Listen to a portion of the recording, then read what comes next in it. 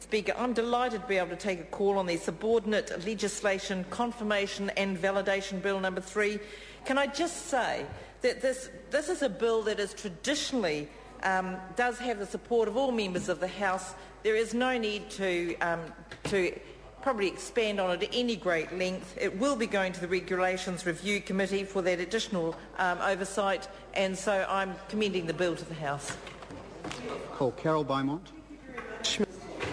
It's my pleasure to follow the interesting contribution made by my colleague Dr Rajan Prasad on the Subordinate Legislation Confirmation and Validation Bill number 3, and I intend also to look a little bit more deeply into the bill than perhaps some of the other contributors so far.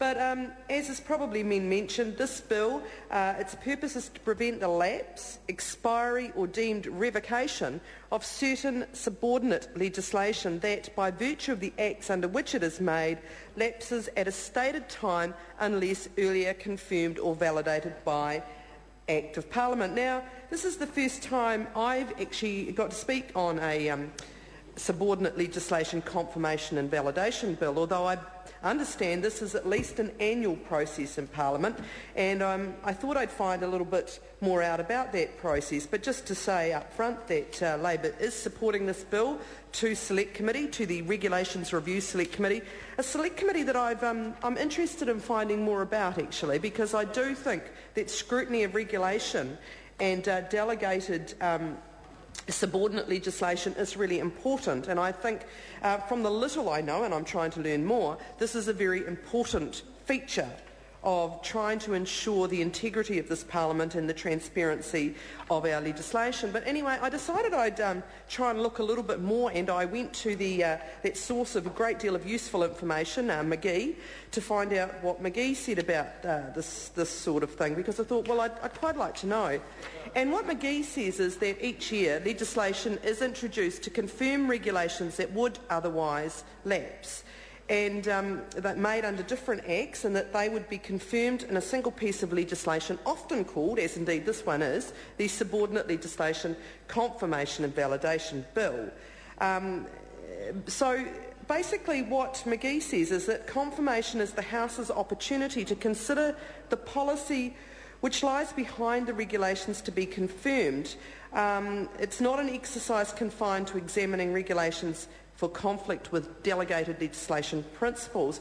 And interestingly enough, he says that it's not, there's no presumption that a confirmation bill will be referred to the Regulations Review Committee, although certainly in this case we are referring it to the Regulations Review Committee.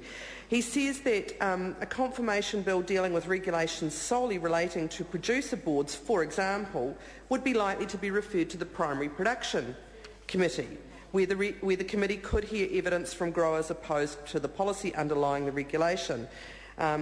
So a confirmation bill, however, dealing with a range of regulations, miscellaneous range of regulations on a number of subjects, is likely to go to the Regulations Review Committee, and in fact that is what is happening here. And it is because in this bill there are a range of regulations that are being looked at, and a range of regulations under a number of different acts: the Commodity Levies Act 1990, the Customs and Excise Act 1996, the Land Transport Act 1998, the New Zealand Superannuation and Retirement Income Act 2001 and Social Security Act 1964, Tariff Act 1988, War Pensions Act 1954 and the Wine Act 2003. So I see the point that McGee's making here. There is no commonality amongst all of those acts. They do cover a wide range of issues, from commodity levies through excise, a range of things around motor vehicle registration,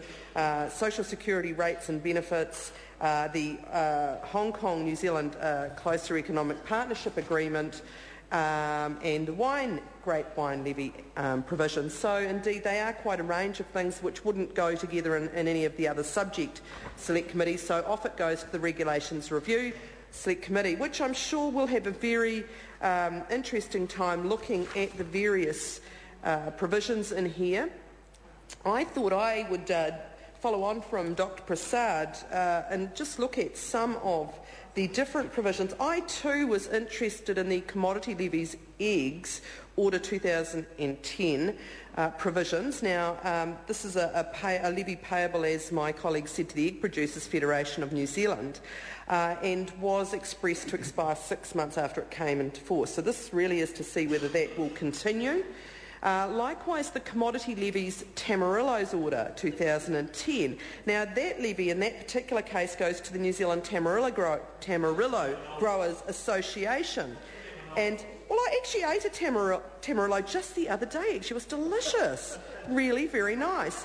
But the point is that that's not what this is about. And there's also, of course, the grape wine levy, and periodically I do drink a glass of wine. But that's not really the point. The point is that these levies are an important part of industries and organisations representing industries getting together and acting in the best interest of their industry to try and ensure that our food, in this case food and beverage products, something that we are renowned for as a country, do have some industry good work done. And this is a way that we go about doing that with these levies, and these are set under the regulations which are now going to the Regulations Review Committee to see if those orders need to be extended and confirmed.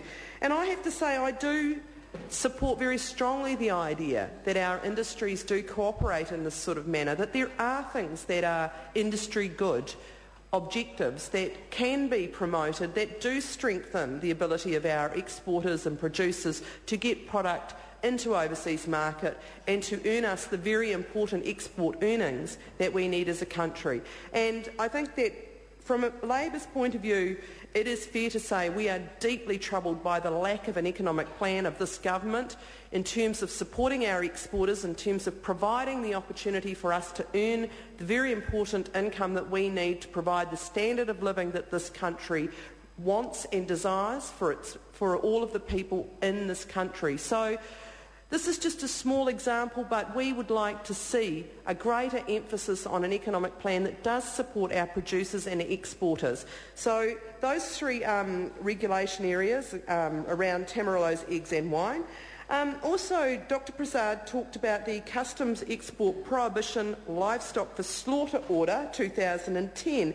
Now, this is an order that came into force on the 21st of December 2010 and prohibiting the export of cattle, deer, goats and sheep for slaughter except with the consent of the Chief Executive of the Ministry of Agriculture and Forestry and subject to any conditions not inconsistent with the prohibition that he or she specifies.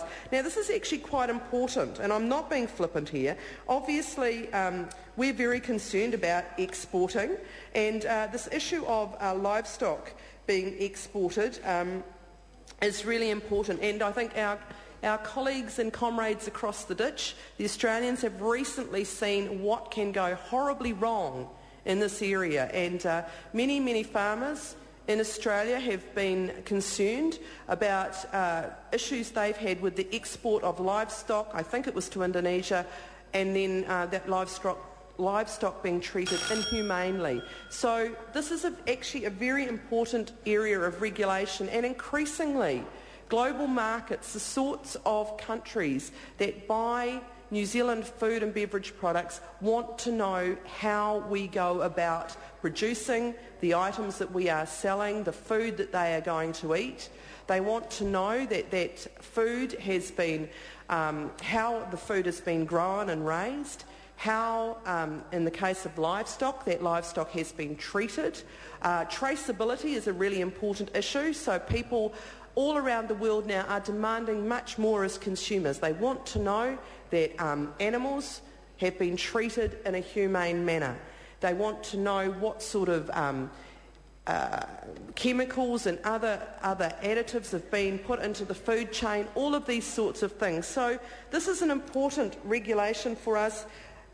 Certainly from the point of view of ensuring that animals are not treated cruelly, but also as part of the bigger picture of food production and the importance of the food industries for our country. So those are some of the areas that are covered in this subordinate legislation confirmation and validation bill, and the ones that I've chosen to talk about are the ones particularly around our food and beverage industries and ensuring that they are strong and supported so that we can get the best possible outcome in our overseas markets. So again, I'd like to say that Labor supports this bill. I'm sure that the Select Committee dealing with it will have a very interesting time dealing with all of these various regulations, and I look forward to following its progress through the House. Thank you very much. The question is that the motion be agreed to. Those of that opinion will say aye. To the contrary, no. The ayes have it.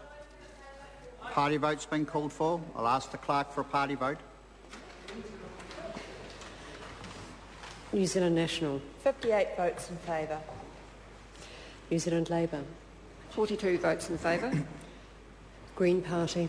9 votes opposed. Act New Zealand. 5 votes in favour. Māori Party. Toko whai tau toko ana.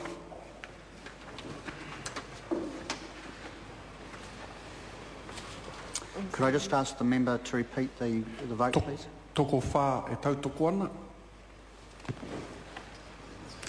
Progressive. Vote in favour.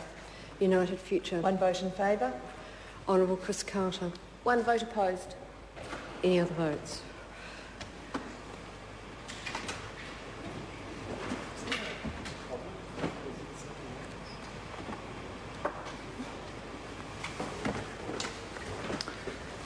Members, the ayes are 111, the noes are 10. The motion is agreed to.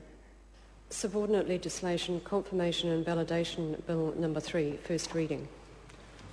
The Honourable Maurice Williamson. Speaker, I move that the Subordinate Legislation, Confirmation and Validation Bill number 3 be referred to the Regulations Review Committee for consideration, and that the committee report finally to the House on or before 12 September 2011, and that the committee have authority to meet at any time while the House is sitting, except during oral questions, during any evening on a day on which there has been a sitting of the House, and on a Friday in a week in which there has been a sitting of the House, despite Standing Orders 187 and 191B and C.